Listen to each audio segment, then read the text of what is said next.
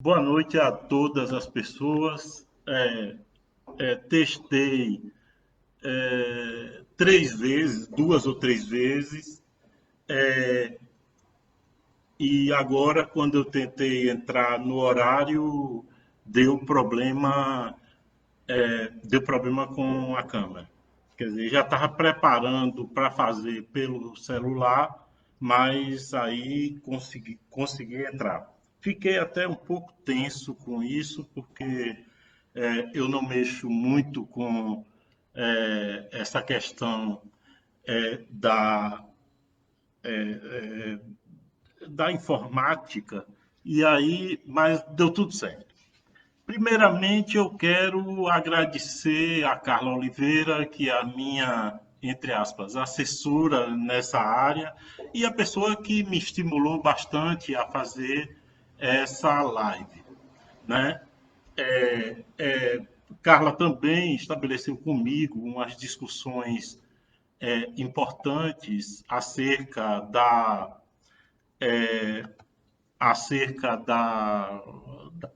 das questões de alguns bairros, tal. Paulo Passos, que é professor em Saramandaia, professor em outros bairros populares também, contribuiu para retirar algumas dúvidas que tive, né? Zé Eduardo Santos e Vilma Soares, do Acervo da Laje, sempre pessoas gentis, generosas, e que eu mando um abraço daqui.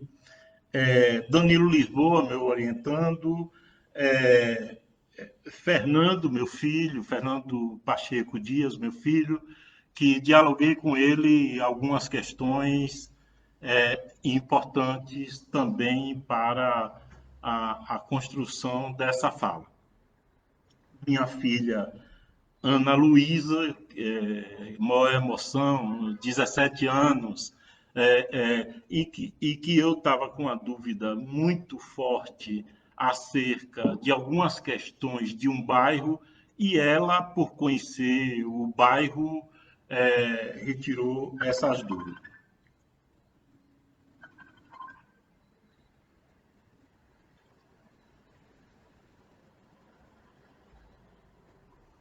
Bom, eu queria que vocês confirmassem se estão me ouvindo, né?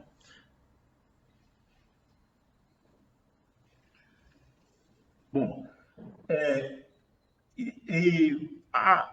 peço também e vou agradecer também a Paulo Zangali, que é meu colega, né? Meu colega de departamento e que estabeleceu também comigo boas conversas. O começo, eu estruturei essa live em três dimensões. Eu quero fazer um breve histórico da cidade de Salvador, um breve histórico trazendo desde a sua fundação até agora, né? Não é nada longo, mas é uma questão importante para situar as bases sobre quais eu estou falando. Eu queria falar, a segunda parte, eu falarei sobre a dimensão metropolitana e a Covid, né? E a outra parte eu falarei especificamente dos bairros. Eu não, como eu não tenho, como eu não tenho experiência em, em lives, eu não tenho muito o dimensionamento do tempo. A experiência do professor presencial é outra. O professor presencial, eu aqui fazendo o meu gestual, teatral, tal, é uma coisa. Outra coisa é a live, que eu aqui vendo mesmo, eu só estou vendo o meu cachorro peteleco. Bom, então vamos começar. A base que eu falo, é importante dizer que a cidade de Salvador é uma cidade fundada e que tem uma base em duas questões perversas: o massacre indígena e a escravidão de pessoas negras. Essas são duas questões. Então, Salvador, segundo a professora Maria Hilda Baqueiro, ela foi uma cidade indígena até o final do século XVI, começo do XVII, e daí em diante uma cidade negra. Uma cidade negra que ela se organiza, eu quero abrir uma questão derivada, que é assim, Salvador é uma cidade intencional. Essa é uma questão. Não é uma cidade, como eu diria, planejada. Isso divide as pessoas, porque ela veio com a intencionalidade, se criou a cidade com essa intencionalidade de ser a capital, de ser uma cabeça de ponte da colônia. Mas não é uma cidade planejada, porque planejamento de cidades é uma coisa muito para cá, né? Rússia, União Soviética, tal, né? Então, antes a gente podia dizer até o final do século XIX, né? Da segunda metade do século XIX. Veja bem, essa é uma questão importante, porque mesmo que ela tivesse algum tipo de planejamento, a forma como se organizou a economia, e uma economia baseada nas pessoas escravizadas, esse planejamento foi indo embora, né? Rapidamente, porque começou a, a ter escravos libertos, escravos de ganho que moravam em cortiço, e começou a proliferar o cortiço ali, misturado com as casas da elite. Vou dar uma andada mais rápido, porque eu já estou agora mais equilibrado. E a grande questão que deriva, a questão geral que deriva os nossos problemas, veio da forma como Portugal organizou a questão da terra. A questão da terra. Ou seja, Portugal piorou em muito a forma da terra lá em Portugal. Porque aqui ele colocou uma terra vitalícia. Uma terra vitalícia era condenar as pessoas escravizadas, os brancos ou os negros libertos a não ter a terra. E essa é a marca de Salvador que ela carrega até hoje, através de um imposto, como eu diria, um imposto que raros lugares do mundo têm, que é o laudêmio. O que é o laudêmio? O laudêmio são determinadas áreas da cidade em que se paga um imposto fora dos impostos constitucionais, fora, né?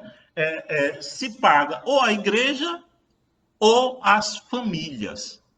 Eu digo como Catarina, Paraguaçu, passou a área que ela tinha, para São Bento, o mosteiro de São Bento, eu digo na sala de aula, em tom de blague, de que a gente até hoje paga imposto para Catarina, Paraguaçu. Então, imagine você fazer uma situação de 4 séculos de escravidão, com essa população morando aqui e com migrações depois fortíssimas do recôncavo, com esse tipo de posse da terra. Então, sobrou para o povo encostas, né, fundos de vale, as moradias mais difíceis na sua condição. Então, esse traço é um traço que, quando chega em Seabra, o governo Seabra, primeiro governo Seabra de 1912, né? De 1912, esse governo Seabra, que bombardeou Salvador, é bom ficar claro isso, nas disputas da Primeira República, bombardeou Salvador e destruiu a primeira biblioteca pública nacional. Esse senhor tem nome de rua em Salvador. Ele começa a fazer a Salvador Moderna, a Avenida 7, começa a abrir a Baixa dos Sapateiros, começa a abrir uma Salvador que é a chamada Salvador Moderna. Vou dar um pulo rápido agora para a gente entender.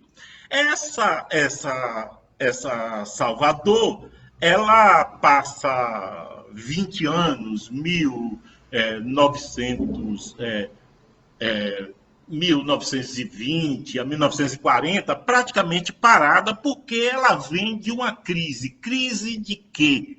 Crise da libertação dos escravos, porque Salvador era um porto e os grandes capitais de Salvador foram formados a partir do tráfico de pessoas escravizadas. Então, aí já vê a conformação. Essa Salvador entra em crise e o Recôncavo entra em crise. 1920 a 40 praticamente não cresce. Aí a gente já chega no petróleo. Petrobras, 1950, que começa a abre, Maria Auxiliadora da Silva, Cristóvão Brito, falam nisso, começa a abrir 300 quilômetros de estradas no Recôncavo, e essa é a conformação da metropolitana de Salvador. Passa a ser uma conformação, ou seja, as estradas são feitas para que os técnicos médios e os funcionários grandes da Petrobras venham morar em Salvador e trabalham no Recôncavo. Essa foi a conformação do CIA, essa foi a conformação do polo petroquímico de Camaçari. E isso conforma a metropolitana de Salvador. Salvador é a terceira cidade em população do Brasil, mas é apenas a sexta ou sétima metropolitana. Então, é Salvador e o deserto metropolitano. Entre aspas, porque isso é não é ofendendo ninguém e tal, mas é uma frase que se falava na França, Paris e o deserto francês. Né? Por quê? Porque se estrutura em Salvador, é outra perversidade, né? Se estrutura em Salvador uma área de serviço e de empregos muito densificada. Eu chamei no passado de centralidades adensadas. Que são essas centralidades adensadas? É uma área que é do Iguatemi, ela pega ali, região do Iguatemi, comércio, fecha a poligonal na Pituba e encontra de novo o Iguatemi. Então na verdade, aí se encontra quase 80% dos empregos e boa parte dos serviços.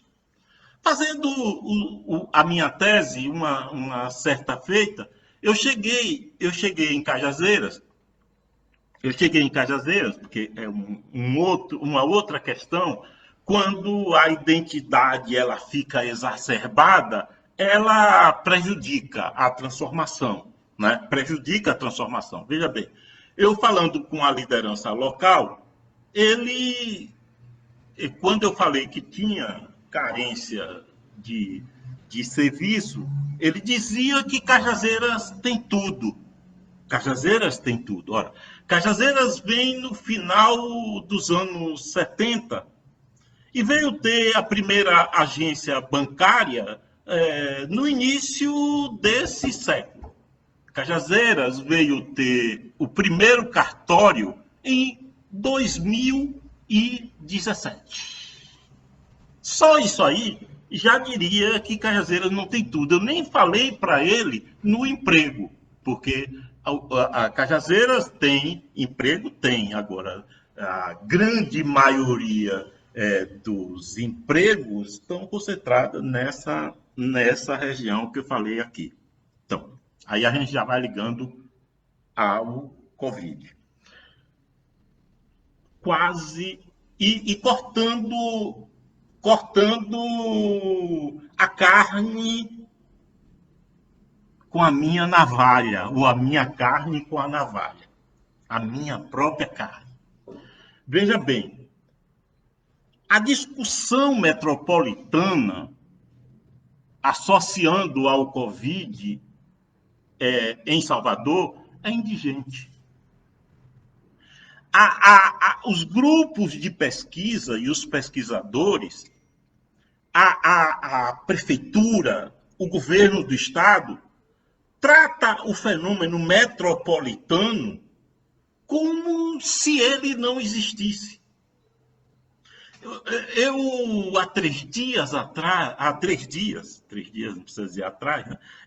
Há 3 dias eu entrei em um site local de Cajazeiras. Todo dia tem informação sobre o que acontece em Simões Filho e em Lauro de Freitas, principalmente. Por quê? Porque aquele informativo local de Cajazeiras, ele sabe que a metrópole ela tem um cotidiano. E se ela tem um cotidiano, é importante ela ser pensada como metrópole para a Covid. O Covid não vai dizer, não, aqui é limite de Salvador com Lauro de Freitas. Não, é outra coisa, aqui é outro Covid. E o Covid de Lauro de Freitas vai dizer a mesma coisa para Simões Filho, para Camaçari, para Pojuca, para até Mata de São João. Né? Até a Mata de São João. Então esse é um dos primeiros grandes erros no diagnóstico da cidade de Salvador, é obliterar, esquecer, não sei como, a sua dimensão metropolitana. Né? Por exemplo, os feriados antecipados de Salvador, era algo, por exemplo, devia ter um comitê de prefeitos da metropolitana administrando o Covid. Devia ter grupos de pesquisa, deviam ter pesquisadores pensando a metrópole. Nós, pesquisadores, temos dificuldades, ok, porque como eu já falei, o fenômeno metropolitano é desconsiderado. Agora, a gente não pode deixar de fazer a pressão. A gente não pode aceitar que a discussão nossa é uma discussão de Salvador. Não. A discussão ela é metropolitana, e isso é um defeito, é uma falha grosseira da academia, uma falha grosseira do governo do Estado, uma falha grosseira da Prefeitura de Salvador e as outras prefeituras também, de não forçarem essa situação. E isso traz muitos prejuízos, muitos, e explico alguns. Como a gente tem um cotidiano metropolitano, há uma tendência, principalmente nas bordas metropolitanas, nas franjas metropolitanas, de haver uma conexão com vários municípios e com a metrópole Salvador. Então, o desrespeito às leis, às normas, porque as normas são municipais. Então, ela pode acontecer a depender das diferenças. Eu cito um exemplo da antecipação de feriados em Simões Filho, em Lauro de Freitas. Cito o exemplo desconectados. Cito o exemplo aqui, né? Cito o exemplo aqui de situações que parece assim que se a gente não tiver a informação pelo boletim do Estado, a gente não tem informação metropolitana. Isso é um verdadeiro caos e eu digo que isso navalha também na minha carne. Inclusive na minha carne. Vamos lá.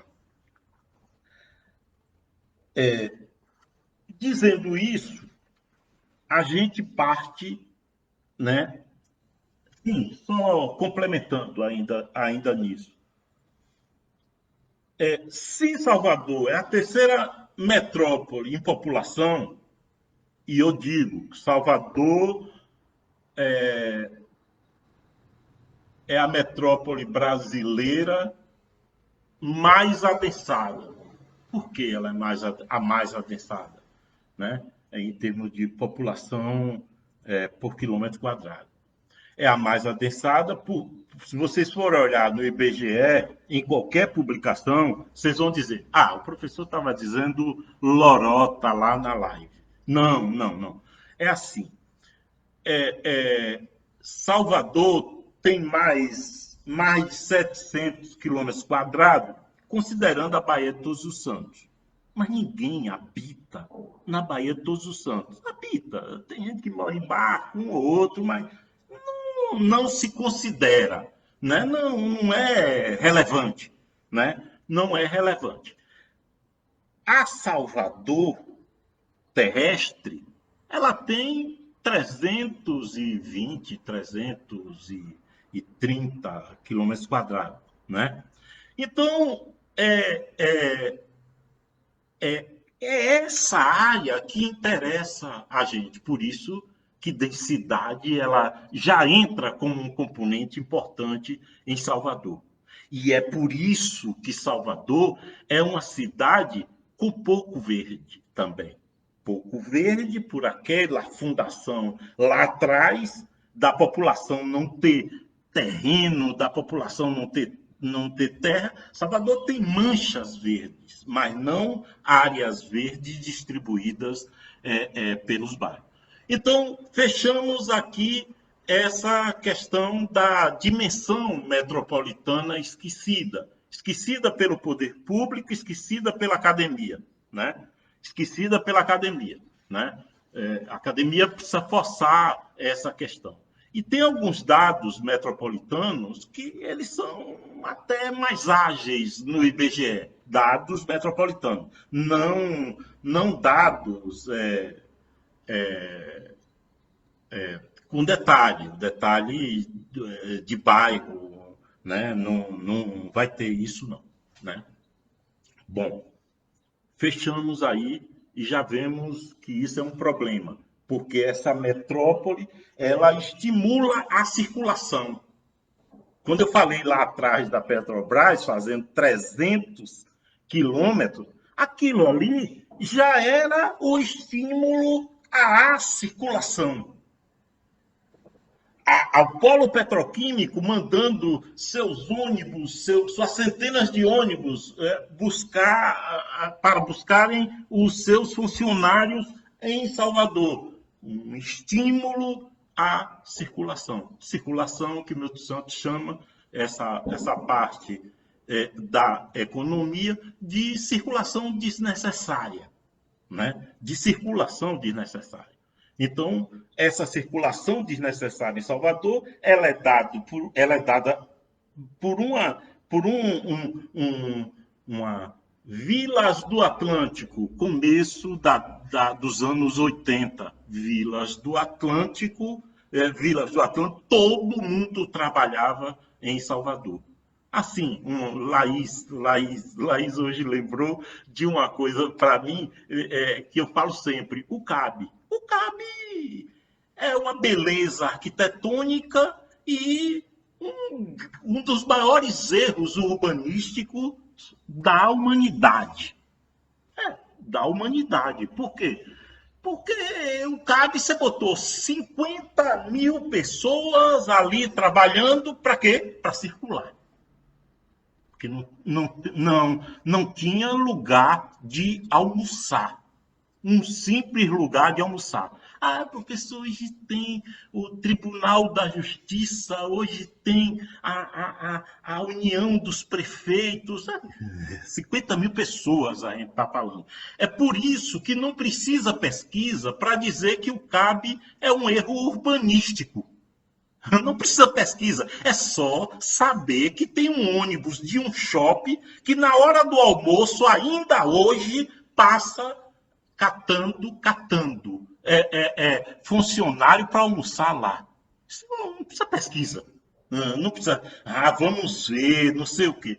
Outro erro crasso na construção da paralela, quando constrói a paralela, é fazer paisagismo de gente como Bulimax, tal, e não se pressionar, e poucos pressionaram, por um transporte de massa. Os problemas que a gente enfrenta hoje com o BRT, os problemas que a gente enfrenta hoje com o metrô, é por conta de uma implantação de avenidas de vale que privilegiou o automóvel. Numa cidade que em 1970 já atingia a marca de 1 milhão e que no próprio EPUX lá na década de 40, né, previa uma Salvador com 1 milhão de habitantes. Então, é uma cidade que foi feita para circular de automóvel e o povo andar apertado em ônibus por trajetos questionáveis, né? Trajetos esquisitos. Os ônibus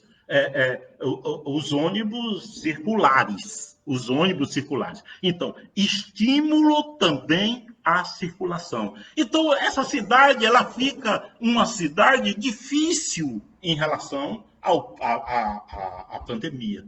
Né? Porque uma das questões fundamentais da pandemia é o isolamento, é você circular pouco, só o necessário. Não, mas a gente está numa cidade de circulação. E a gente lembra que não é todo mundo que está no isolamento, tem as atividades essenciais.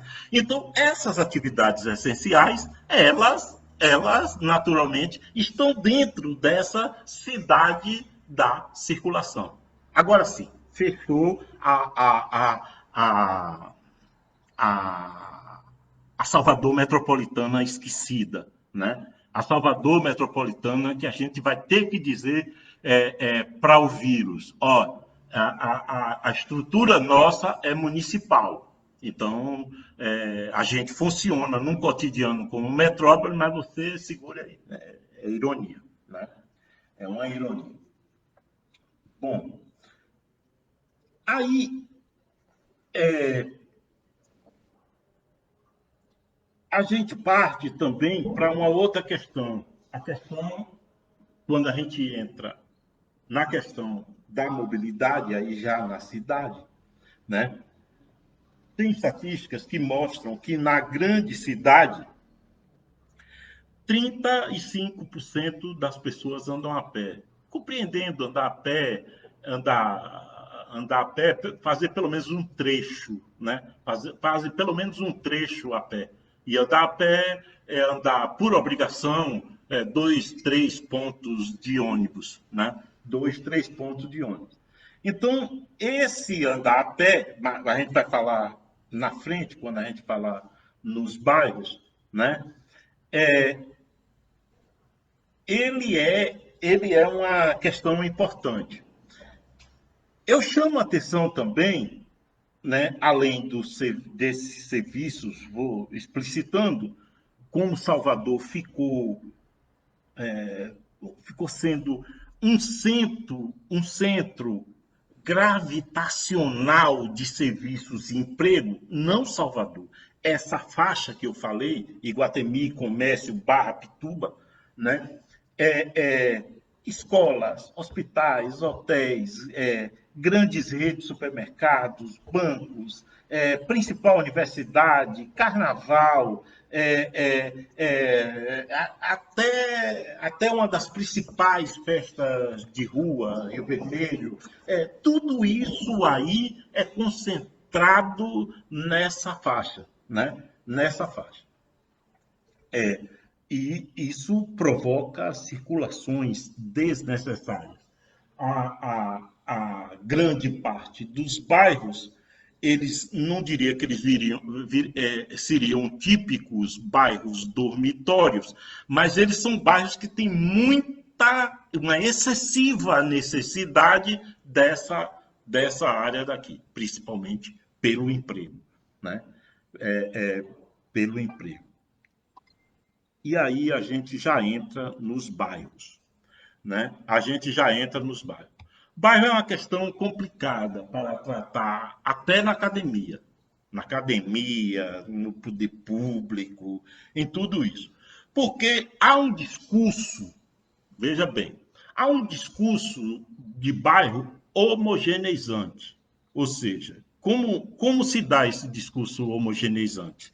É assim, eu não preciso estudar características de bairro, específica de bairro.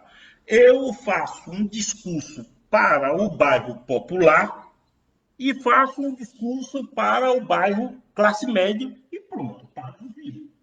Não faço um discurso, não. Faço a pesquisa. Não é o discurso, porque parece gente fazendo discurso tal. Não, é a própria pesquisa. Então, a pesquisa ela fala como se os bairros populares fossem homogeneidades. É preocupante isso. Isso é bastante preocupante. Tem um fenômeno que eu estava discutindo hoje com um colega, assim, tudo que eu falo aqui de citação e do que eu discuto com as pessoas, a responsabilidade é só minha, não é as pessoas que eu converso, que eu dialogo, que não tem responsabilidade alguma. Veja bem, Milton Santos falou da imobilidade urbana, da imobilidade urbana. Eu tenho uma dívida comigo de nunca ter feito um trabalho sobre isso. E quando Elane Santos, minha orientanda de graduação, chegou com um problema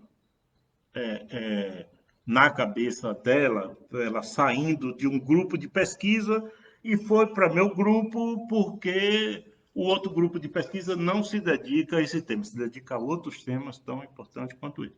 Mas ela foi para o meu grupo e falou que queria estudar uma determinada questão. Quando ela falou isso, eu senti que tinha chegado o momento de eu entregar uma coisa que eu não fiz para uma jovem geógrafa que está começando. Então, Elaine Santos hoje está estudando a imobilidade urbana de Milton Santos. E o que é a imobilidade urbana de Milton Santos? Que nas 35 palestras que eu vi, nas 35, sei lá, 38, eu vi, eu vou dizer o nome porque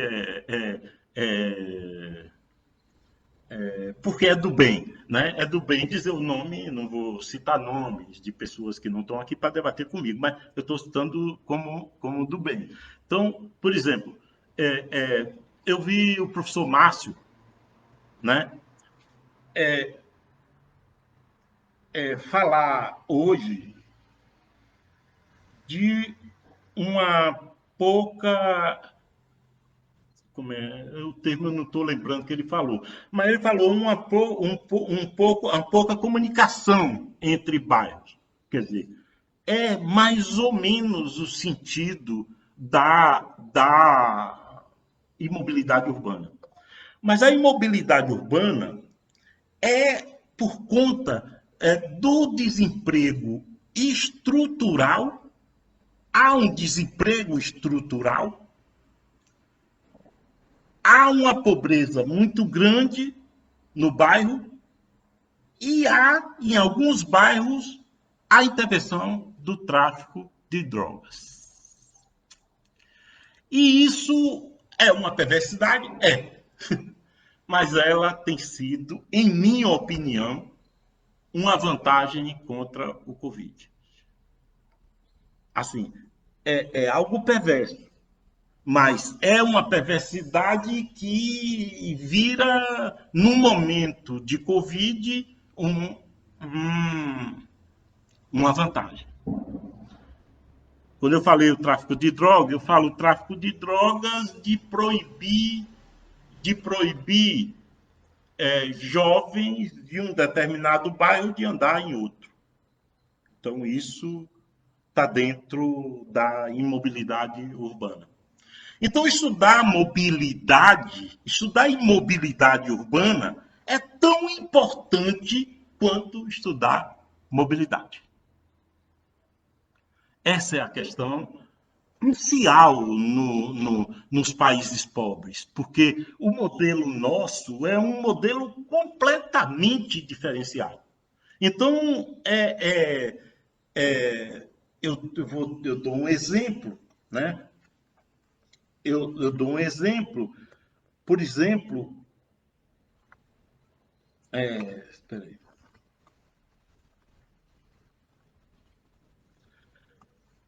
O Calabar, a Barra ter 15 vezes, um índice 15 vezes maior do que o Calabar em relação à Covid-19. Pernambués ter 5 vezes mais contaminados índices. Porque alguém pode falar, populações diferentes. Não, aí é contaminado por 1000. Então não tem problema de comparar uma população grande com a população pequena. Não tem. Né? Então, Pernambués tem 5 vezes mais contaminados do que Saramandaia. Saramandaia tem problemas até de ônibus. Saramandaia tem problemas de ônibus. Saramandaia sofre de uma imobilidade grande pela pobreza, pela falta de emprego, e ainda ela é invisibilizada. Por exemplo, a população de Saramandaia reclama das estações do metrô ter o nome dos bairros. Quando chegou em Saramandaia, ela ganhou o nome Detran. Então, são questões que, se a gente não analisar, a gente vai fazer um discurso, pode fazer um discurso pobre, homogêneo, Um discurso negro homogêneo, um discurso, sei lá, né? Um discurso homogêneo ou um discurso apenas contra a ação dos órgãos públicos, mas não vamos enxergar a história, as dinâmicas de cada bairro que processam diferenças importantíssimas. Fica parecendo assim, que a gente faz um discurso que é o discurso pronto para a revolução.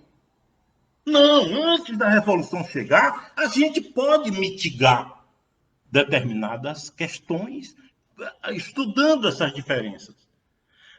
Cara, não é todo bairro que tem riscos de deslizamentos. Não é. Então, mas tem bairros que têm riscos de deslizamentos. Eu vi uma fala numa palestra do professor Paulo Zangari, que ele falava que tem índices internacionais para risco de chuva, digamos, 60. Mas em Salvador, 30 é risco, por causa da situação completamente precarizada desses bairros. Agora mesmo ele fala de uma chuva de 40 milímetros, uma chuva de 40 milímetros que provocou mais de 80 chamados na Codesal. Então, se a gente não entender, né? Se a gente não entender essas dinâmicas, bairro a bairro, lugar a lugar, a gente não vai ter propostas, a gente vai ter propostas universais que pode até agravar algumas diferenças. Ok, né? Eu acho que meu sonho era falar tudo em 30 minutos, porque o professor Milton Santos disse que ninguém consegue falar nada importante além de 30 minutos. Mas eu não consegui chegar ao que ele chega, né? Então vamos ver. E há uma questão também desses bairros, aí volta ainda, na questão da imobilidade urbana, de bairros, de bairros vizinhos. Vamos voltar aos bairros vizinhos. Quer ver? O meu bairro, eu moro na Santa Cruz, né? Eu mando até um adeusinho para os vizinhos que estão me vendo. A Santa Cruz vizinha à Chapada do Rio Vermelho. A Santa Cruz tem 7 vezes mais contaminados do que a Chapada do Rio Vermelho. A Chapada do Rio Vermelho é mais pobre, em média, do que a Santa Cruz.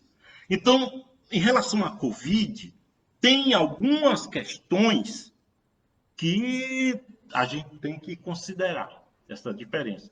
O comércio em um local. O comércio em um local, bairros com muitos bares.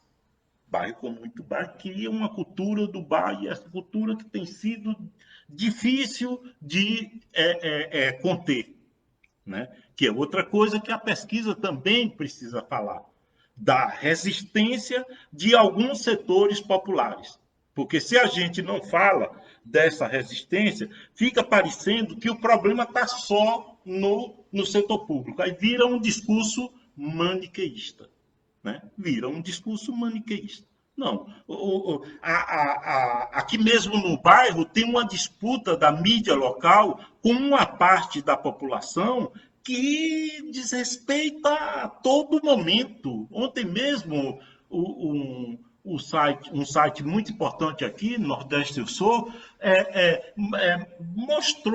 mostrou fogueira. Disputando com essa questão da fogueira. Inclusive, elogio o site pela coragem, pela determinação nessa questão.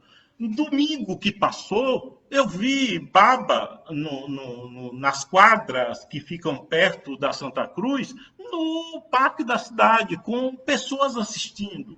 Então, tem o que aconteceu ontem no São João, de gente vendendo fogueira, né? Isso não é a maioria da população. É óbvio que não. A maioria da população está se cuidando. Mas tem uma parte que não está se cuidando que ela pode comprometer a maioria. Então, essa é uma questão importante da gente conhecer. Por exemplo, quais os bairros têm quadras, se elas estão fechadas ou não? Quais os bairros têm campos de futebol? A questão da vida noturna. Tem bares que têm vida noturna, bairros populares, e tem bairro popular que não tem vida noturna. Então, tudo isso é algo para orientar a ação do setor público de forma a conter as questões. Por exemplo, tem bairro que tem 0,15 contaminados por 1.000. 0,15 é um bairro que, pelo menos nesse momento, ele não deve ser prioridade, ele deve ser, inclusive, citado como exemplo de bairro que deve ser seguido, né? Que deve ser seguido. Bom, a média nacional está 22 de maio, 1,7 contaminados por 1.000. Né? Aqui nós temos 33 bairros que estão acima dessa média. Né? 12 dentro da uma classificação grosseira, 12 classe média. 21, né? 21 bairros populares. Então, mas cada bairro desse tem especificidades que levaram a isso. Por exemplo, as especificidades que levaram Patamares hoje a ser o bairro que tem o maior índice de contaminado da cidade é uma. As especificidades que levaram Jardim Armação a ter um número expressivo também de contaminados é outra. Né? Então, dois bairros, chamaríamos aí, dois bairros classe média, mas que têm particularidades, um tem particularidade diferente de outro. Por quê? Tem bairros, por exemplo, tem um discurso que diz que parece que todo mundo no bairro popular tem casa com 6 pessoas. Esse é um discurso mito, não tem. Não, isso existe. Mas, por exemplo, em Salvador, não tem nenhum bairro com mais de 15% que isso aconteça.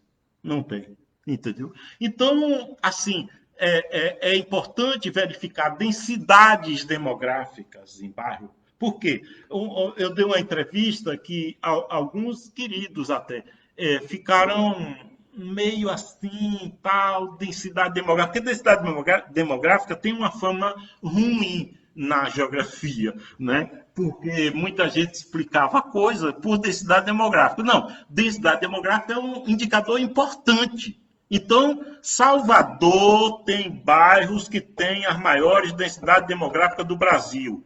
E isso é importante porque é densidade demográfica bruta. E isso é importante porque vai dizer que essa população não tem áreas públicas vastas. E se ela não tem áreas públicas vastas, o perigo de contaminação dela é maior porque as suas áreas de comércio, de serviço, são mais apertadas. A Santa Cruz tem 450 habitantes por hectare. O que é um hectare? Um hectare é você pegar 450 pessoas, botar ruas, lá na Fonte Nova, no campo da Fonte Nova, botar ruas de comércio, botar tudo e botar 450 pessoas morando ali. Então, o Pero Vaz tem 480. Tem gente que diz que Paraisópolis é o bairro com a maior densidade demográfica do Brasil. Não, é porque Salvador não tinha divisão de bairros.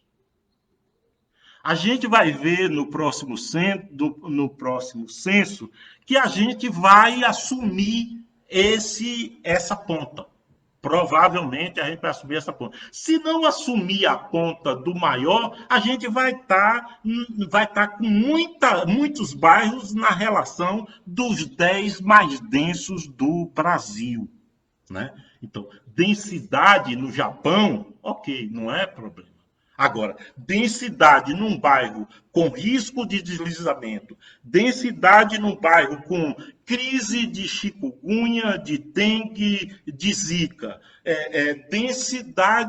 essas densidades explosivas, elas são sim um indicador, um contributo à crise. Né? Então, estou chegando ao fim, né? Chegando perto de uma hora.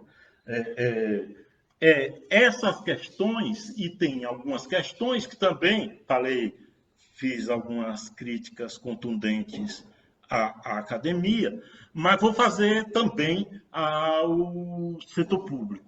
Eu não falo nem eu não falo nem do presidente, não tem como falar. Né? Ele é um fator, né? Ele é um fator de muita desagregação. Acho que até essa questão metropolitana, se tivéssemos um presidente engajado, ela poderia ser contornada, ela poderia ser estimulada, né? Poderia, com recursos metropolitanos, né? Recursos metropolitanos seriam uma forma de fazer essa agregação.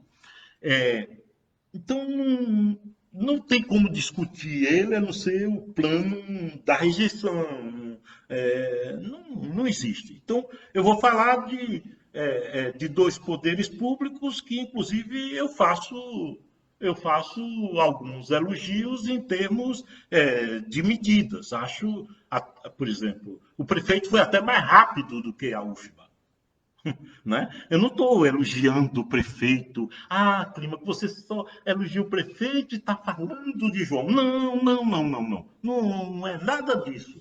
Eu estou dizendo que o prefeito foi até mais rápido do que a UFBA. A UFBA teve um delayzinho aí com conselho convocado para quinta, o prefeito na segunda já estava tomando providência. Então, essa situação, ela pode ser verificada a todo tempo, porque não tem uma conversa franca entre esses poderes, eu acho. Né? Porque, por exemplo, é inexplicável a prefeitura dizer que era obrigatório o uso de máscara em 23 de abril e o governo do estado só botar o uso de máscara obrigatório no dia 4 de maio no metrô. Ora, se a gente sabe que todo aquele eixo, todo o eixo do metrô, não adianta você botar máscara em ônibus e não botar no metrô, porque tem muita gente que toma ônibus na área do metrô que toma no metrô também. Então, só equalizou a máscara na cidade em 4 de maio.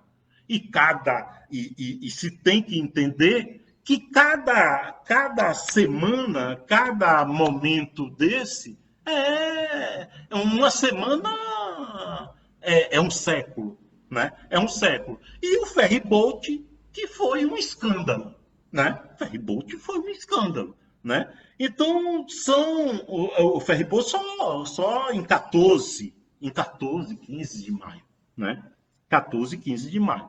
Então, são essas temporalidades, certamente elas contribuíram para o aumento do número de infectados na cidade. Uma coordenação melhor reduziria bastante essa questão. Então, o FR foi 14 de maio, né? Foi 14 de maio. Então, eu citaria alguns bairros só, para as pessoas saberem, né? Alguns bairros da CUP, Amaralina, Baixa de Quintas, Barra, Bonfim, Cabula, Cajazeiras 2, assim, Cajazeiras 2, tudo isso aqui são bairros que estão acima da média nacional, esse que eu falei. Cajazeiras 2, Cajazeira 11, Caminho das Árvores, Dorão, Engenho Velho de Broto, Fazenda Grande, Garcia, Graça, Roma, Ribeira, Santa Mônica, Itaigara, Armação, Uruguai, Valéria, Jardim da Margarida, Liberdade, Massaranduba, Matatu, Nordeste da Amaralina, Ondina, Patamares, Pituba, Plataforma. Acho que falei todos, os 33 que estão acima da média nacional. Sobre Cajazeiras, olha aí uma questão. Cajazeira 11 tem uma contaminação relativa, essa contaminação relativa da cidade alta, mas Cajazeira 7 não tem contaminados. Nenhum contaminado em Cajazeira 7. Tem nem comparação para fazer aqui, né? Nem comparação. Alto das Pombas tem uma contaminação baixa. Calabar, uma contaminação baixa. Nova Constituinte do subúrbio, uma contaminação baixa. Alto do Coqueirinho, Itapuã, na área de Itapuã, né, uma contaminação baixa. Então, se a gente tivesse, eu digo academia, se a gente tivesse um estudo de imobilidade urbana, a gente teria muito que contribuir com o poder público. Muito, porque a gente faria um mapeamento da imobilidade urbana. E aí o poder público atuaria de forma muito mais efetiva, diferenciada nesses bairros. Bom, gente, aproximando de 1 hora, estou agradecendo a todos que ficaram aqui esse tempo todo. 1 hora não é fácil, né? Acho que fico por aqui. Então, eu agradeço muito a vocês. Acho que tudo que foi dito aqui em termos de parabéns de aniversário também agradeço. Agradeço vocês terem ficado aqui até o fim. Acho que qualquer dúvida assim a gente pode tirar depois em uma outra oportunidade, e eu digo uma boa noite para vocês.